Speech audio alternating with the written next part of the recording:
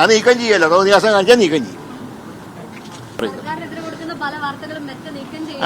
അത് നീക്കം ചെയ്യല്ലോ, തോന്നിയാസം കാണിച്ചാൽ നീക്കം ചെയ്യും.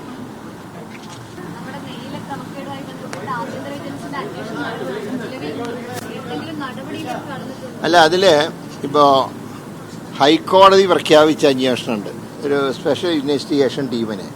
അപ്പോൾ അതിൽ പെടാത്ത കാര്യങ്ങൾ ക്രൈംബ്രാഞ്ച് അന്വേഷിക്കണം എന്നാണ് ഗവൺമെൻറ് നിലപാട്.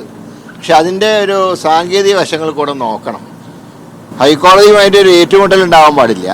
എന്നാൽ ഈ പരിധിക്ക് വരാത്ത ഒന്നുകിൽ ഈ കാര്യങ്ങൾ, ഇപ്പോൾ ഒരു ഉദാഹരണം പറഞ്ഞാൽ നെയ്യ് പമ്പയിൽ കൊണ്ടുവന്ന് അത് മാറ്റിയതാണ് പരാതി. ഒറിജിനൽ നെയ്യല്ല പമ്പയിൽ നിന്ന് സന്നിധാനത്തിലേക്ക് എത്തിയത്. അത് സത്യത്തിൽ വിജിലൻസിൻ്റെ എൻക്വയറിയിൽ സാധാരണ രീതിയിൽ പെടില്ല. അതുകൊണ്ടാണ് ഞങ്ങൾ ക്രൈംബ്രാഞ്ച് അന്വേഷണം എന്ന് പറഞ്ഞത്. അപ്പം അത് നോക്കി ഹൈക്കോടതിയുടെ ഒരു അഭിപ്രായം അറിഞ്ഞ് ഈ ഹൈക്കോടതി നിർദ്ദേശിച്ചതിൻ്റെ പരിധിയിൽ വരാത്ത കുറ്റകരമായിട്ടുള്ള കാര്യങ്ങൾ അത് അന്വേഷിക്കാനുള്ള സംവിധാനത്തിന് വേണ്ടിയാണ് ആഭ്യന്തര മന്ത്രാലയത്തിന് കത്ത് കൊടുത്തിട്ടുണ്ട്. അത് നിയമവശങ്ങളെ കൂടെ പരിശോധിച്ച് തീരുമാനം എടുക്കാമെന്ന് ആഭ്യന്തരമന്ത്രി സൂചിപ്പിച്ചിട്ടുണ്ട്.